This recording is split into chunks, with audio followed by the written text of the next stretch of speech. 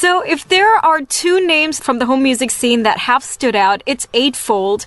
He is a producer who I'm having my radar on, and also this group called Sura Asura, and they are an amazing experimental group. At least I like to call them that, because their single Avidipara was like garnering quite a bit of buzz during these last couple of days especially on Facebook. I had to get a hold of one of their members, Yasas. Dude, how would you describe your band and tell me who and who's in it? The thing is, we wouldn't necessarily want to call ourselves a band per se. It's more like a project. It's more like a project of collaboration. So like we are trying to collaborate with as many people as possible. There's like a core unit in our lineup, as in like all the people in the band. So that's Sarani on guitars, myself on vocals, and I also I'm the lyricist as well. And then there's Shivi Fernando on bass, Harshan Galage on drums, Bindu Pereira also on bass on a few tracks,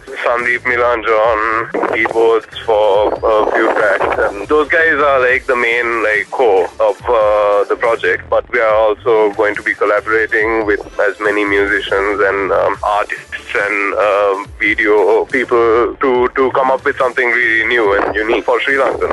So, and we began it with the idea of taking it as a long-term thing where, we start by introducing something new, and we'll, with the stuff that comes up later on, we'll hopefully be able to make like a big change in the Sinhala and Sri Lankan music industry as well. Man, I'm looking forward to that change. And when I checked out your track, Avidipara, it kind of reminded me of something that would have been played at Downtown Pulse. We were anyway in the process of making the songs and everything during Downtown Pulse, and we also went for Downtown Pulse, and we saw it, and we were actually very impressed, and we were actually inspired, like, because you saw all these people who were trying to break away from the regular Sinhala music industry and scene, trying to make a difference. And so we saw ourselves playing there as well, like, maybe the next Downtown Pulse, we'd definitely try to play at that event and, expose our music much to that main core audience, and those guys are the people we are hoping to reach as well. Neat.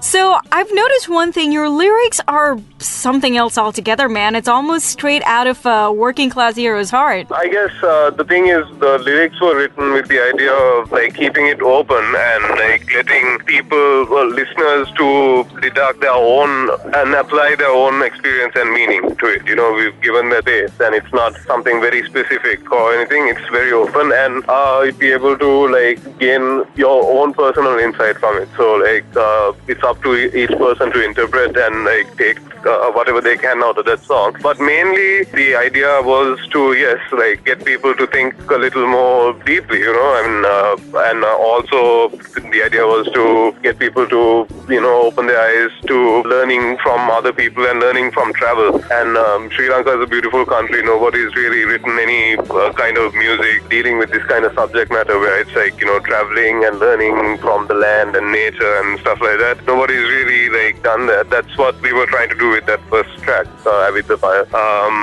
and then introduce something new.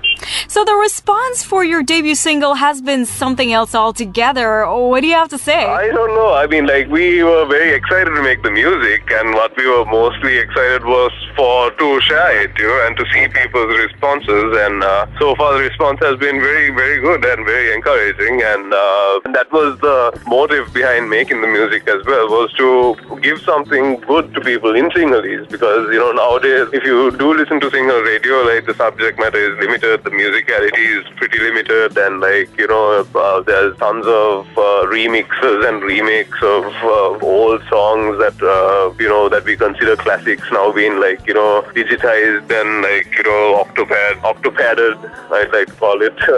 There's a big need for something fresh and new. So that's why we were really excited about it when we came up with the idea. We knew that we were making something new, and we just wanted to also see and know whether other people would like it. and so far the response has been fantastic. And hopefully, once the project gets more momentum and we introduce the music into radios and TV and stuff like that, we'll hopefully be looking at something, a new scene, and we're all pretty excited for that. Ma'am, what do you have to say about the Triloka comparison? I'm indifferent to any kind of comparisons. If people hear it like that, I guess could be, they're hearing that Triloka influence. But what I'm saying is just wait a little more, because we've only released like one song. Our collection of tracks is very diverse.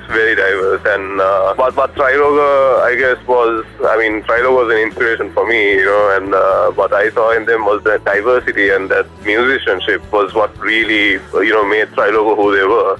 And if people are hearing that diversity and musicianship in our music, then I think I'm very happy to invite that kind of comparison. Neat. So, dude, what's next for you? Are you planning on releasing more new music, maybe a music video or an album? Definitely, yeah. We are actually working hard on all that right now. We are planning on releasing an album of 7 songs. The idea of making that is like we want to make something, during our time that we feel, we can really move people with, So the entire album is made with that kind of motive, and we are in the process of recording the music, and we'll be releasing them gradually with videos as well. And the plan is to stretch it up until around May, June, around that time, so that we can gradually, slowly, get people to feel the music over time, and then give them the album when we feel like, they've understood what we are about. And the music that is to come is going to be very different from this first track, and it's going to be dealing with all kinds of different subject matters, and that's going to be short songs, long songs, songs with a lot of new instruments that haven't been used in Sinhala music before, and different styles, incorporating different styles of music, and then a lot of things. I guess it's be fair to say expect to hear something unexpected. Hi, this is Yasas from Sura Asura, and you're checking out the Homegrown Top 15.